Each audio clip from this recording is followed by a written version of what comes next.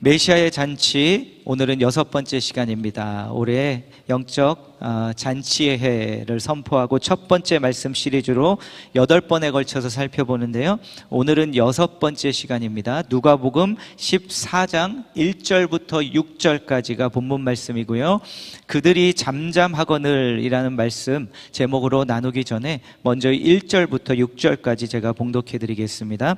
신약성경 119쪽에 있습니다. 봉독해 드립니다.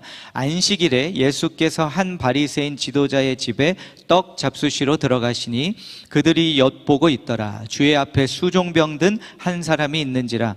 예수께서 대답하여 율법 교사들과 바리새인들에게 이르시되 안식일에 병 고쳐주는 것이 합당하냐 아니하냐. 그들이 잠잠하거늘 예수께서 그 사람을 데려다가 고쳐 보내시고 또 그들에게 이르시되 너희 중에 누가 그 아들이나 소가 우물에 빠졌으면 안식일에라도 곧 끌어내지 않겠느냐 하시니 그들이 이에 대하여 대답하지 못하니라. 아멘. 여러분, 오늘 말씀을 시작하면서 제가 한 가지를 말씀을 드리려고 하는데요, 이것을 들으시고 만약에 마음에 동의하시면 아멘으로 답해 주시면 감사하겠습니다. 오늘은 시작하면서 아멘을 한번 연습하고 들어가려고 하는데요, 하나님은 계십니다. 아멘, 아멘. 하나님은 계십니다. 살아 계시는 분인데 저는 오늘은 그냥 계신다고만 말씀드렸습니다. 왜냐하면 이것이 가장 기본적이고 가장 근본적인 진리고요, 이것만 제대로 깨달아도 우리의 모든 것이 바뀔 것인데, 이것을 우리가 알고 있음에도 불구하고 모르는 것처럼 살아가기 때문에, 알고 있음에도 못 느끼면서 살아가고 그것을 알고 느끼고 살아가는 것이 쉽지 않기 때문에 가장 기본적이지만 근본적이고 모든 것인 하나님이 계십니다라고 제가 여러분에게 말씀드렸던 이유입니다. 이게 실상인데요, 이 실상은 우리가 느끼든 보든 보지 못하든 존재하는 겁니다. 그래서 하나님은 계십니다. 우리가 보든 못 보든 느끼든 느끼지 못하던. 그런데 실상이 실제가 되는 것이 바로 오늘 올 한 해 우리가 나누는 이 영적 잔치상입니다. 영적 잔치상의 자리로 나아가는 길입니다. 하나님이 계신데 이 계신 것만 제대로 알고 확실하게 알아도 우리의 생각이 바뀔 것이고 삶이 바뀔 것인데, 이 실상이 실제가 되는 것이 어렵기 때문에, 그래서 우리가 함께 이것이 실제가 되는 자리까지 나아가자고 함께 여러분에게 말씀드리고 함께 걸어 나아가고 있습니다. 바로 이게 영적 잔치상입니다. 이 실상이 나에게 실제가 되어가는 것. 그런데 왜 이것을 오늘 말씀을 시작하냐면요, 누가복음의 잔치의 이야기들을 보면 이 실상을 못 누리고 그 실상에 못 들어가는 이들의 이야기가 많이 나오기 때문에 그렇습니다. 바로 오늘 나오는 바리새인, 그리고 그와 같은 종교 지도자들입니다. 예수님께서 또다시 한 바리새인 집에 들어가십니다. 그곳에 모인 율법 교사들과 바리새인들에게 질문을 던지십니다. 안식일에 병을 고치는 것이 합당하냐 그렇지 아니하냐 질문을 하셨는데, 이 바리새인이 또 이들이 답을 하지 않습니다. 여러분, 예수님께서 질문을 하셨는데 이들이 답을 하지 않은 이유, 잠잠한 이유, 그 이유가 무엇입니까? 답을 몰라서 답을 하지 않은 것입니까? 아니면 오히려 그 반대로 답을 알고 있어서 하지 않은 것입니까? 그런데 영어에 이런 표현이 있습니다. Actions speak louder than words. 그러니까 행동이 말을보다 더 강한 메시지가 담겨있다, 이런 뜻인데, 영어로 또 이런 표현도 사용합니다. Silence speaks louder than words. 그러니까 침묵이 더 많은 메시지를 전하고 있다는 겁니다. 남편들께만 여쭙겠습니다. 내 아내가 침묵하면 그 안에 메시지가 있습니까 없습니까? 왜 아내들은 웃으시고 남편들은 두려워하시는 듯한. 그 침묵의 메시지가 있습니다. 많이 담겨 있습니다. 이들은 답을 몰라서 잠잠했던 게 아니라 아마 답을 알고 있었기 때문에 잠잠했을 겁니다. 그렇다면 이들이 답을 하지 않은 것은 답을 하기 싫었던 것입니다. 왜 이들이 답을 하지 않았을까? 그 이유를 좀 살펴보려고 하는데요. 지금 안식일에 관해서 얘기를 하시잖아요. 안식일에 치유하고 치유하지 않는 것에 관해서. 그런데 구약 말씀을 보면요, 안식일에 관한 율법이 나오는 말씀들이 있는데 슬라이드를 한번 보여주시면 그렇게 많지 않습니다. 딱 이 말씀들밖에 없습니다. 출애굽기에 4번, 레위기에 1번, 신명기 말씀에 1번. 그런데 이것조차도 아니 그래도 뭐 6번이나 말씀하셨네요 라고 할 수 있지만 막상 그 내용을 들여다보면 반복되는 내용들이 대부분이지 안식일에 관한 말씀이 그렇게 많이 나와 있지 않습니다. 다 살펴보진 않겠지만 제가 좀 정리를 해드리면 이 말씀들의 내용의 요약은 이겁니다. 안식일에 음식을 준비하지 말라, 안식일에 일하지 말라, 그리고 더 나아가서 남종, 여종, 그리고 가축들까지도 일하지 않게 하라. 이 내용밖에 없습니다. 안식일에 관한 율법이. 그리고 또 이 말씀을 보면 이유에 관해서 말씀해 주시는데 이유는 출애굽기 말씀에서 한 가지 이유를 말씀해 주시고 또 신명기에서 또 한 가지 이유, 그러니까 2가지 이유를 말씀해 주십니다. 출애굽기에서 안식일을 지키라 하는 이유, 여호와께 거룩한 날이기 때문에. 왜 거룩합니까? 여호와께서 거룩하게 하셨고 하나님께서 7째 날에 창조를 마치고 쉬시고 그날을 축복하셨기 때문에 그날을 너희도 하나님과 함께 지키라, 이 이유고요. 신명기에서는 또 다른 이유를 한 가지 말씀해 주시는데 안식일을 지키라고 하시는 이유가 뭐냐면 애굽에서 너희들을 구원해 내셨기 때문에, 그래서 지키라는 겁니다. 이것은 무슨 의미가 있을까요? 너희들을 종살이로부터 자유를 얻게 하셨고 쉼을 얻게 하셨으니 이날 그 언약 안에서 그 하나님께서 하신 일을 기억하고 누리라라는 메시지가 담겨 있을 겁니다. 이게 전부입니다. 안식일에 관한 말씀은. 안식일에 치유하지 말라는 율법의 말씀이 없습니다. 그렇다면 이들이 그 예수님의 질문을 듣고 침묵했던 이유는 이 율법을 알고 있었기 때문이었을 겁니다. 율법이 치유를 막고 있지 않다는 것을 알고 있으니 답변하지 않았을 것입니다. 이것이 첫 번째 이유입니다. 또 한 가지 이유가 있는데요. 그 다음 14장 4절을 보시면요, 그들이 잠잠하거늘 예수께서 그 사람을 데려다가 고쳐 보내시고, 그들이 아무 말도 안 하니까 예수님이 그를 그냥 치유하십니다. 그곳에 있는 그 사람을.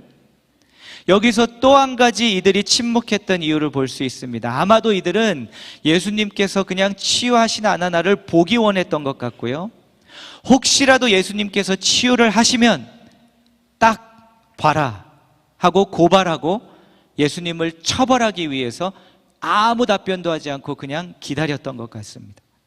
누가복음 6장 6절 7절에 보면 이 안식일과 예수님에 관한 이슈가 한두 번 일어난 일이 아니었던 것 같습니다. 6절입니다.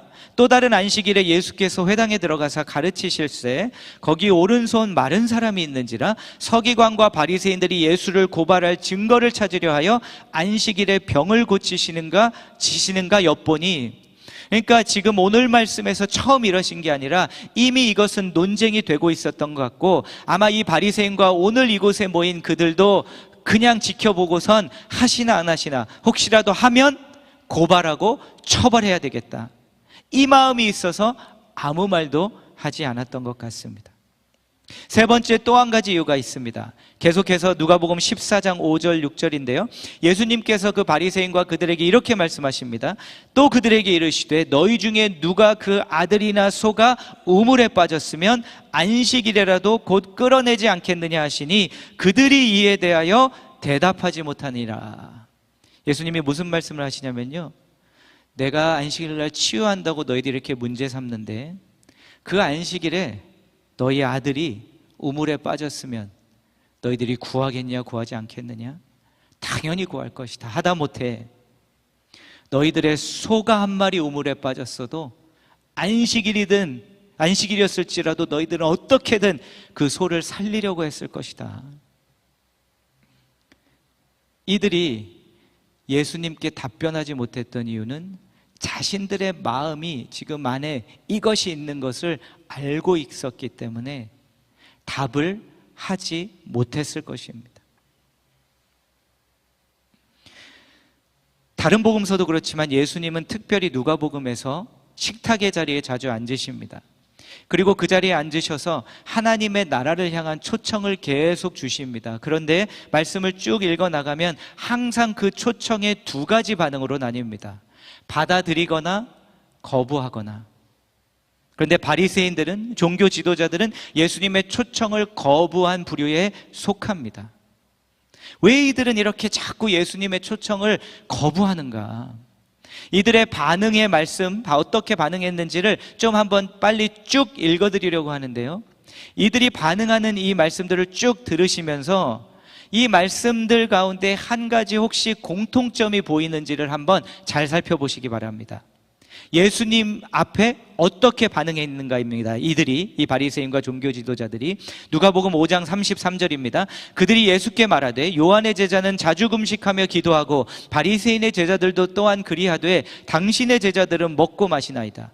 누가복음 6장 1절 2절 안식일에 예수께서 밀밭 사이로 지나가실새 제자들이 이삭을 잘라 손으로 비비어 먹으니 어떤 바리새인들이 말하되 어찌하여 안식일에 하지 못할 일을 하느냐. 누가복음 11장 37절 8절입니다. 예수께서 말씀하실 때에 한 바리새인이 자기와 함께 점심 잡수시기를 청함으로 들어가 앉으셨더니 잡수시기 전에 손 씻지 아니하심을 그 바리새인이 보고 이상히 여기는지라. 살펴본 말씀이죠. 15장 1절입니다. 모든 세리와 죄인들이 말씀을 들으러 가까이 나오니 바리새인과 서기관들이 수군거려 이르되 이 사람이 죄인을 영접하고 음식을 같이 먹는다 하더라. 누가복음 18장 9절입니다. 또 자기를 의롭다고 믿고 다른 사람을 멸시하는 자들에게 이 비유로 말씀하시되. 혹시 공통점이 보이십니까? 왜 이들은 예수님의 초청의 잔치에 참여하지 못했을까? 9절 말씀을 다시 한번 보시면 이 두 단어의 그 답이 있습니다. 다른 사람. 무슨 말씀이냐면요, 이들이 예수님의 잔치의 초청에 참여하지 못하고 거부했던 이유는 이 바리새인과 이들은 항상 시선과 관심과 포커스가 어디에 있었냐면 내가 아니라 다른 사람, 내 주위에 있는 그 다른 사람, 예수님까지 포함해서 다른 사람, 그들이 하는 행동, 그들이 하는 그런 말, 이것에 집중하고 있었다는 겁니다. 목회를 하면서 계속 관찰을 하고 듣고 하다 보니까요, 많은 그리스도인들이 신앙생활을 하다가 불만족을 느끼고 또 분노를 경험하고요, 더 나아가서 심한 경우에는 신앙을 포기하겠다는 고백, 거기까지는 아니어도 교회는 포기하겠다는 고백을 들을 때가 많이 있습니다. 그 이유가 무엇일까? 그런데 1등이 무엇일까? 이게 1등일지는 아마 그래도 최소한 탑3는 될 것 같은데, 그 이유 중에 하나가 뭐냐면요, 하나님께 실망했다는 겁니다. 왜냐하면 내가 기도하는 것들이 있었는데 응답을 받지 못했고, 오히려 나는 이렇게 더 힘든 시간을 지내는데 주님이 나를 잊으신 것이 아닌가, 나를 정말 사랑하시나, 나를 벌하시는 것이 아닌가, 그런 하나님이면 내가 참 주님께 실망해서 교회와 신앙을 떠나겠다고 하는 이들도 있는데, 제가 주관적이지만 보는 통계로 보면은 그것보다 더 큰 첫 번째 이유가 있습니다. 오히려 이것은 그렇게 많지 않습니다. 가장 첫 번째 이유는 뭐냐면요, 다른 사람입니다. 다른 사람. 제가 볼 때 이게 제일 많은 것 같아요. 신앙생활을 하다가 분노를 느끼고 불만족을 느끼고 화가 나고 내가 주님의 교회를 포기하겠다고, 신앙을 포기하겠다고 하는 이유가 딱 이겁니다. 다른 사람. 이게 제일 많은 것 같아요. 그런데 오늘은 이것을 조금 제가 조금 더 깊이 좀 들어가면서 여러분께 말씀드리기 원하는데요. 여러분의 관점을 바꾸어 드리기 위해서 말씀드리는 것이니 이해해 주시기 바랍니다. 어느 곳이든 어느 믿음의 공동체를 여러분이 가시든 내 눈에 거슬리지 않는 일, 나에게 바더가 되지 않는 성도가 단 하나도 없는 교회는 이 세상에 없습니다. 단 하나도 없습니다. 그리고 또 이렇게 말씀드려 죄송하지만 내가 가는 곳이 어느 곳이든 내 눈에 거슬리는 일이나 나를 바더가 되게 하는 이가 없는 곳이 단 하나도 없다면 죄송해요. 나도 누군가에 거슬리고 내가 누군가를 바더하고 느끼게 할 가능성도 많습니다.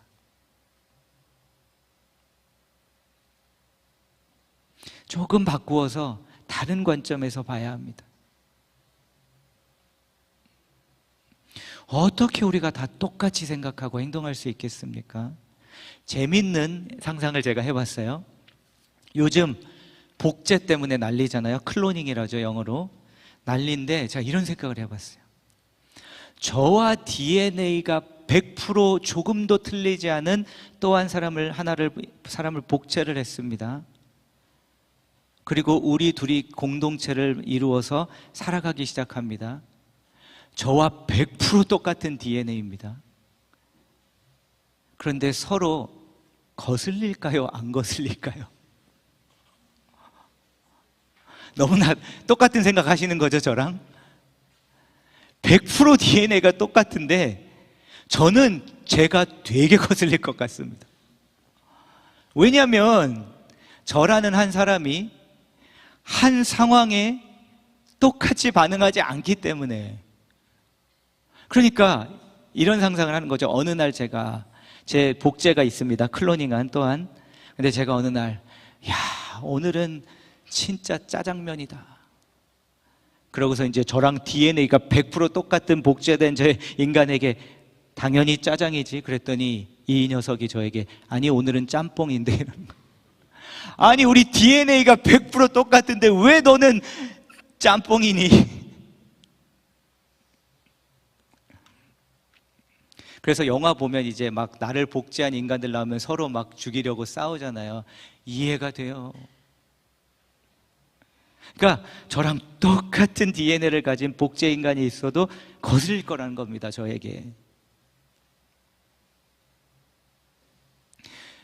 그래서 저는 이것을 목회를 하면서 목회를 내가 어떻게 끝까지 갈 수 있을까 고민을 많이 하는데 잘하는 거는 저는 그럴 능력도 없고 주님의 은혜고 그냥 주님 어떻게 제가 포기한 채 하고 갈 수 있겠습니까? 하는 그 고민을 하면서 주셨던 말씀이 이 잠언 4장 23절 말씀인데 슬라이드는 없는데요. 저는 이 말씀을 읽고 그날부터 이것을 평생 제 목표로 삼았습니다. 씨름하는 말씀인데요. 잠언 4장 23절에 이런 말씀이 있습니다. 모든 지킬 만한 것 중에 더욱 내 마음을 지키라. 생명의 근원이 이에서 남이니라. 저는 딱 이 말씀을 읽었을 때 이게 답이다. 한번 목회를 포기했다가 다시 돌아왔을 때 어떻게 하면 주님 이번엔 제가 부끄럽지 않게 주님 앞에 포기하지 않을 수 있겠습니까? 이게 답인 거예요. 너의 마음을 지키라. 어떻게 해서든. 그런데 네가 내 마음을 지키라고 말씀하시지 누구에게 네 마음 좀 지켜줘라 가서 얘기해라라고 말씀하지 않습니다. 내 마음은 내가 지켜야 하는 겁니다. 내 마음은 내가 어떻게 해서라도 내 마음이니까 내가 지켜야 합니다. 다른 사람이 아니라 내 마음은 내가 지켜야 합니다. 어느 누구에게도 그 마음을 지켜달라고 저는 그것을 기대하고 바라지 않습니다. 주님을 향한 신앙을 향한 마음에 있어서만큼은 이 마음 내가 지켜야 한다. 그런데 그러면 이 마음을 어떻게 지킬 수 있을 것인가? 이 말씀, 이 잠언 말씀 전후를 보면 조금 더 말씀해 주십니다. 이 방법을 잘 들어보세요. 20절에는 이렇게 말씀합니다. 내 아들아, 내 말에 주의하며 내가 말하는 것에 너의 귀를 기울이라. 그것을 내 눈에서 떠나게 하지 말며 내 마음속에 지키라. 첫 번째, 아버지 되신 하나님께서 주시는 말씀을 계속 자꾸 귀 기울이고 그 말씀을 듣고 그 말씀에서 눈을 떼지 않고 그 말씀이 자꾸 내 마음으로 내려가도록 계속 그 말씀을 들어야 합니다. 또 무엇을 말씀하시냐면요, 그 다음에 이 말씀 23절 후 24절을 보면 구부러진 말을 내 입에서 버리며 비뚤어진 말을 내 입술에서 멀리하라. 마음을 지키기 위해서는 우리의 입술을 지켜야 합니다. 그 마음의 공격이 들어왔을 때 어떻게든 내 입술을 내가 지켜내려고 온갖 노력을 해야 합니다. 그 다음, 너의 눈은 바로 보며 내 눈꺼풀은 내 앞을 곧게 살펴. 보는 것에 주의해야 합니다. 내가 보고 그것을 감당하지 못한다면 보지 말아야 하고, 보고 감당해내야 하고, 보고 그것을 감당할 수 있도록 노력해야 합니다. 그리고 마지막 27절, 좌로나 우로나 치우치지 말고 내 발을 악에서 떠나가게 하라. 내가 치우치고 있는 자신을 발견하면 그때 내가 다시 치우치지 않도록 나를 붙들어야 합니다. 왜 이것을 여러분에게 말씀드리냐면, 마음을 지켜야 생명의 근원이 마음에서 난다고 말씀하셨기 때문이고, 그래서 여러분이 여러분의 마음을 지키셔야 생명을 가지고 신앙생활 하시지 않겠습니까? 그 이유이고요. 또 하나의 이유를 말씀드리면, 그러한 것 때문에 다른 사람, 어느 한 상황 때문에 내가 걸려 넘어지면 넘어지는 내가 다른 이에게 걸림돌이 됩니다.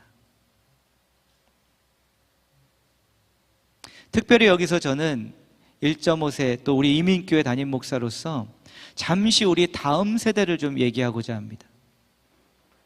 제가 영어권 사역을 하면서 우리 2세들에게 수없이 많이 들었던 상처의 고백, 나 1세들에게 상처받았습니다.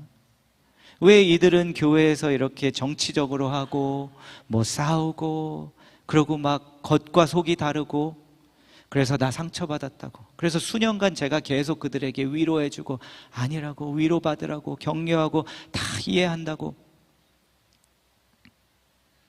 그런데 어느 순간 그들이 말하는 그 자기들이 생각하는 1세들과 부모 세대의 모습과 비슷하게 말하기 시작하더라고요. 저에게. 그리고 그들도 똑같이 불만이 있다고 하고, 분노가 일어난다고 하고, 주님의 교회 떠나겠다고 하고.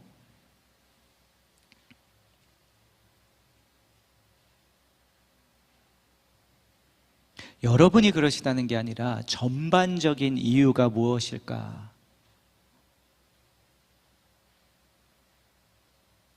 본계에 있어서 그렇지 않을까요?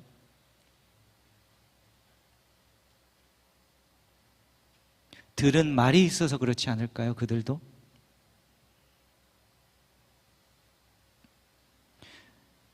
저는 제 딸들에게 제가 혹시라도 부정적인 교회관을 물려줄까 봐 두렵습니다. 실은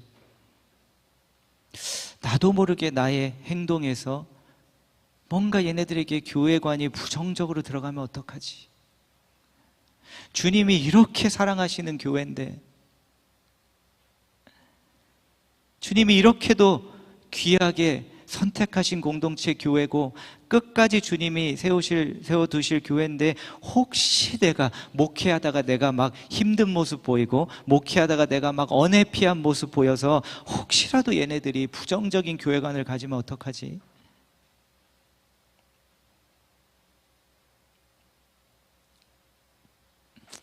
이런 말씀을 제가 감히 여러분들에게 말씀드릴 수 있는 이유는, 우리 한소망교회는 이러한 문제가 별로 없기 때문에 편히 말씀드릴 수 있는 겁니다. 잘하시니까 더 잘하자고 같이, 그런 목적이 있는 우리 교회라고.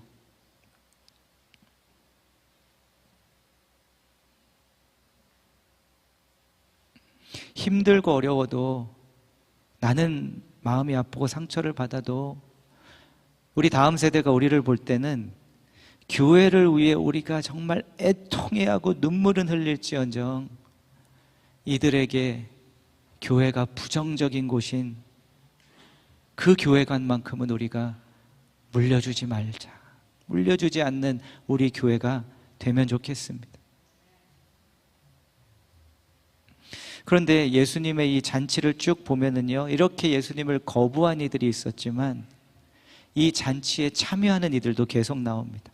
누가복음 6장 17절부터 보시면요, 예수께서 그들과 함께 내려오사 평지에 서시니 그 제자의 많은 무리와 예수의 말씀도 듣고 병고침을 받으려고 유대의 사방과 예루살렘과 두로와 시도네 하늘로부터 온 많은 백성도 있더라. 더러운 귀신에게 고난받는 자들도 고침을 받은지라 온 무리가 예수를 만지려고 힘쓰니 이는 능력이 예수께로부터 나와서 모든 사람을 낫게 함이로라. 저 다른 사람이 뭘 잘못하고 그래서 내가 고발해서 처벌하는 거에 힘을 쓰는 이들이 있었다면, 잔치에 참여하는 이들은 무엇에 힘썼는가? 예수 만지려고 힘쓰니. 우리 한소망교회 제가 자랑스러워하는 이유는 우리 교회는 예수 만지는 데 힘을 쓰려는 분이 많습니다. 아멘. 동의 안 하시나 봐요. 우리 교회는 예수 만져보려는 분들이 더 많습니다. 아멘. 그리고 참 감사하게도 그런 아픔의 마음, 또 상처도 경험하시고 어려움도 있지만 감사한 것은 지금까지 주님께서 은혜를 부어주셔서 은혜로, 호의로 오셔서 다른 데 힘을 쓰지 않으시고 예수 만지는 데 힘을 쓰기 시작하십니다. 우리 교회 오십니다.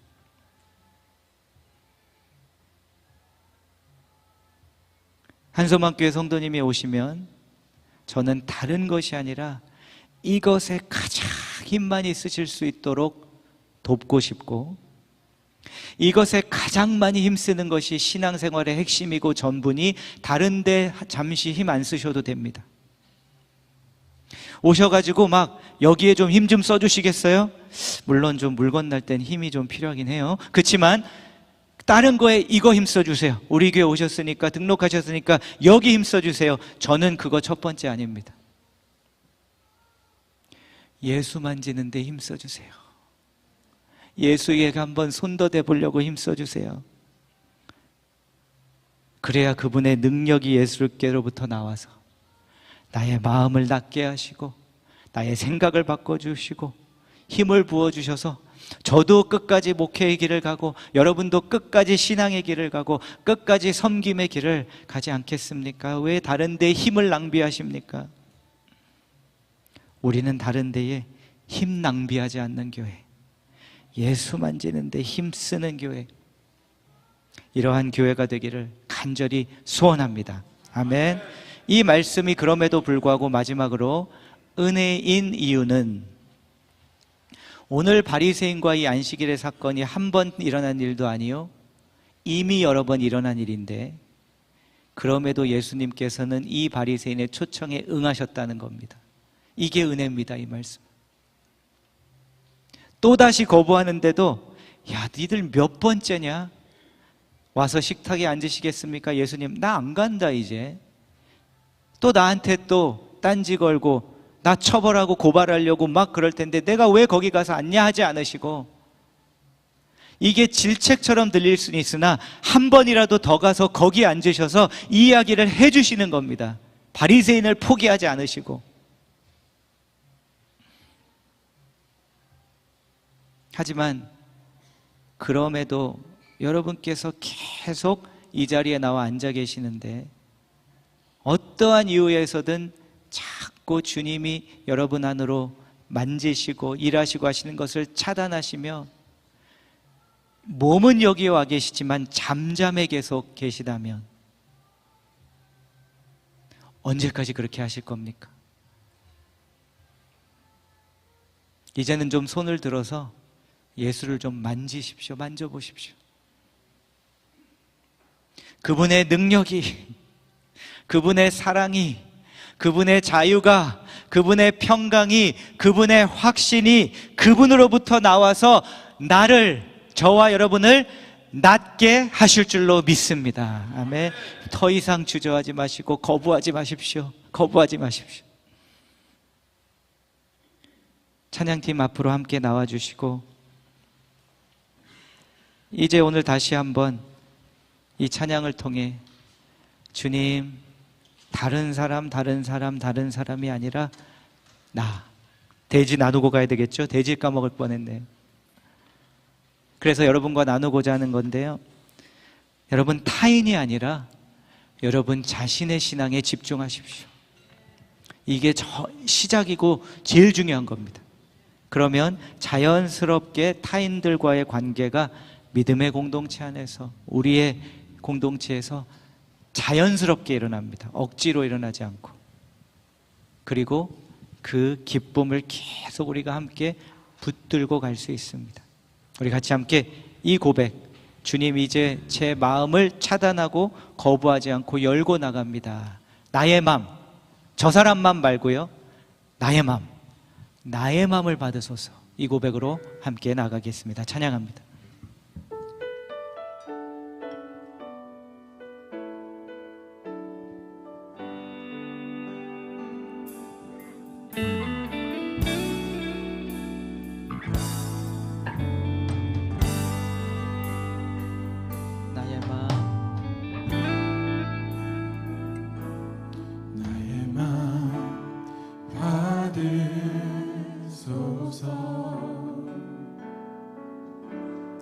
오셔서 주님의 처소 삼으소서.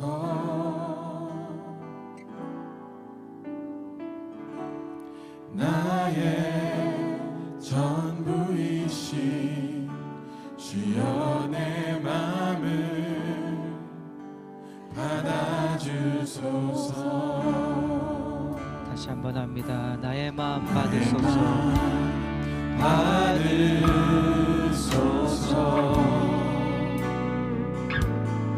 오셔서 주님의 처소 삼으소서.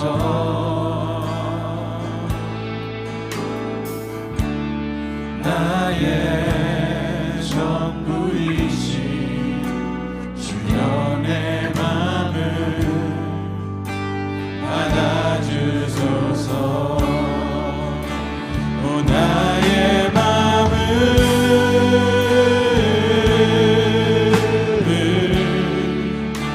주님께 열었으니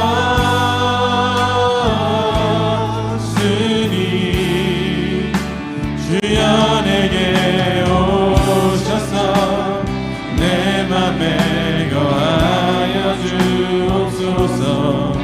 주가 기뻐하는 주의 성전 내게 하소서. 나의 맘 받으소서.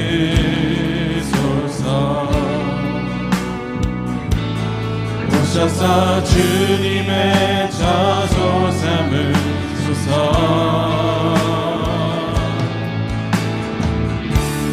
나의 전부이신 주여 내 맘을 받아주소서.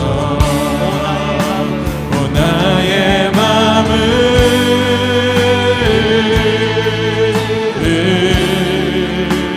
주님께 열었으니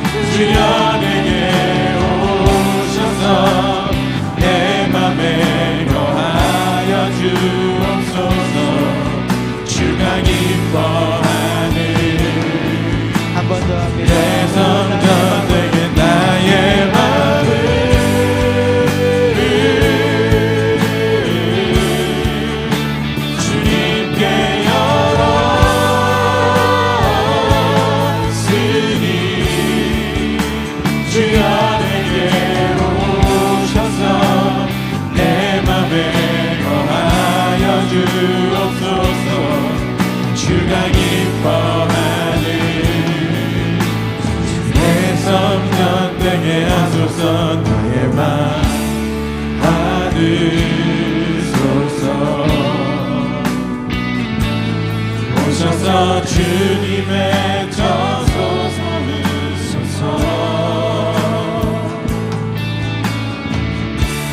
나의 전부이시 주여 내 맘을 받아주소서. 나의 전부이시 나의 전부이시 주여 내 맘을 받아주소서.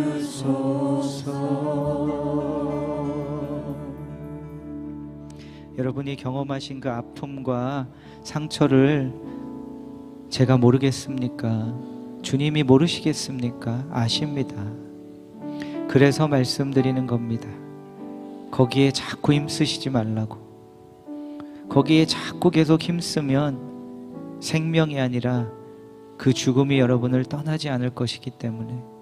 하지만 힘들지만 예수 한번 만지려고 힘쓰면, 그곳에 힘쓰면 그분으로부터 그 자유가 오고 치유가 옵니다. 회복이 옵니다. 그래서 말씀드리는 겁니다. 오늘 주님을 만지십시오. 손을 대십시오. 그리고 주님께서 나를 만져달라고 기도하시고요. 여러분 자신, 나의 마음, 다른 사람, 다른 이의 마음이 아니라 나의 마음, 오늘 오로지 나의 마음만 들고 주님 앞에 나아갑니다.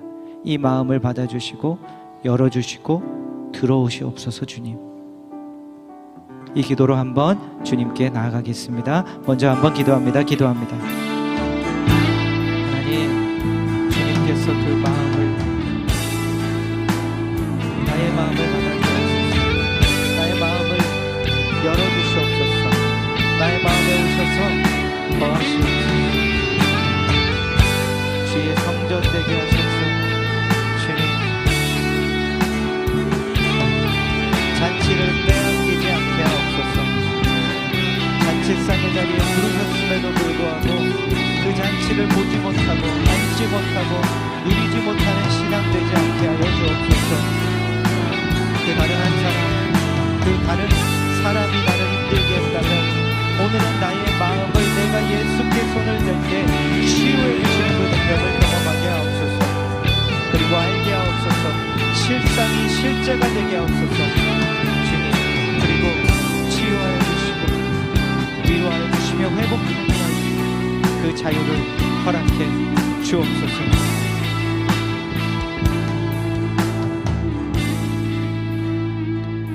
한 가지만 더 기도하기 원합니다.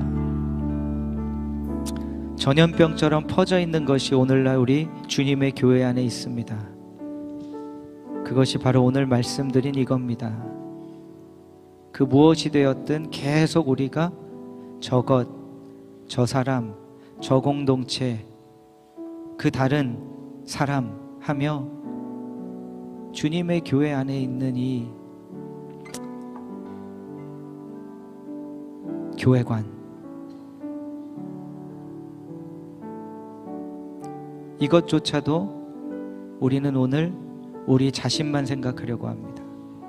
우리 한소망 교회, 여러분 다른 교회는 우리가 거기 있지 않으니까 일단 우리 여기만, 여기라도 우리 한소망 교회는 우리 모두가 바른 교회관을 회복하게 하시고 우리 자녀들에게 아름다운 교회관을 물려주는 교회 되게 해달라고. 의도치 않게 목회자인 저도 모르게 제 딸들에게 혹시 저의 행복하지 않은 얼굴로, 사역하며 힘들어하는 얼굴로, 아니면 의도치 않은 말로 바르지 않은 교회관을 그들에게 준 적이 있다면 다시 시작하고자 하고 반복하지 않기 원합니다.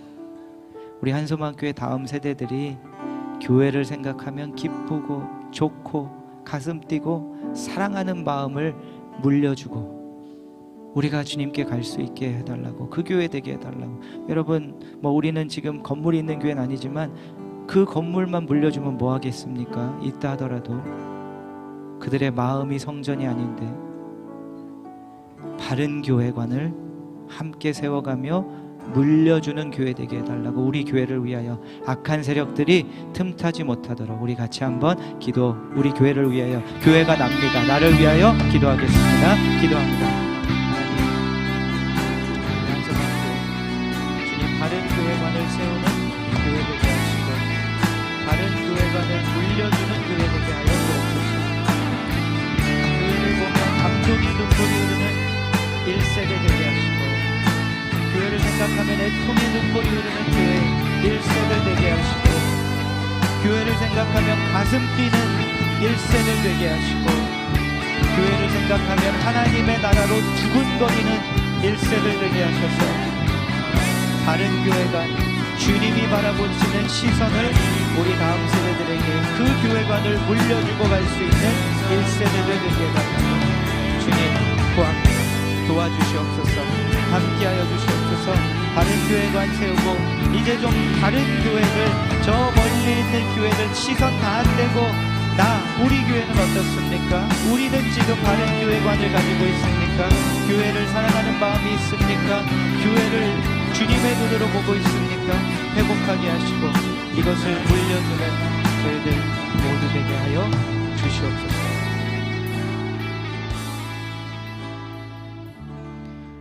좋으신 주님 감사합니다. 우리 한소망 교회 지난 6년간 많은 분들 오게 하시고, 다른 것에 힘쓰며 지쳐하다가 예수 만지는 데 힘쓰고 회복 얻게 하시고 쉼을 얻게 하심에 참으로 감사드립니다. 이제 예수 만지며 다시 그 능력과 힘을 얻었으니 다른 곳에 힘쓰는 것이 아니라 우리가 끝까지 힘써야 할 것이 이것임을 더 절실히 깨닫고 같이 함께 예수 만지러 나아가는, 이것에 온 힘 쏟아붓는 우리 한소망 공동체가 되게 하여 주옵소서. 그리고 이 시간이라는 곳에 작은 공동체로 불러주셨지만, 마음은 장자의 마음으로 큰 마음을 가지고 우리가 가진 교회관이 이 밴쿠버 땅의 교회관에 영향을 끼칠 것이요, 더 나아가선 우리 민족의 교회관을 바꿀 것이요, 주님이 원하시는 교회관을 세상의 교회들에게 전하게 할 것이라는 이 사명감을 가지고 이 작은 곳에서, 보이지 않는 곳에서 누룩과 같은 자들 되어 하나님의 나라의 교회관을 회복하는, 세워가는 저희들 교회 되게 하여 주옵소서. 우리 다음 세대들을 올려드립니다. 참 이들이 주님도 사랑하지만 교회 사랑하는 이들 되게 해주시고, 그들이 교회를 생각할 때 주님의 마음처럼 함께 눈물을 흘리고 기뻐하며 가슴이 뛰는, 그래서 그들도 평생 주님 만날 때까지 교회를 통해 주님 섬기며 살아가는 자들 되게 하여 주옵소서. 감사드리며 우리의 교회의 머리 되신 우리 주 예수 그리스도의 이름으로 기도하옵나이다. 아멘.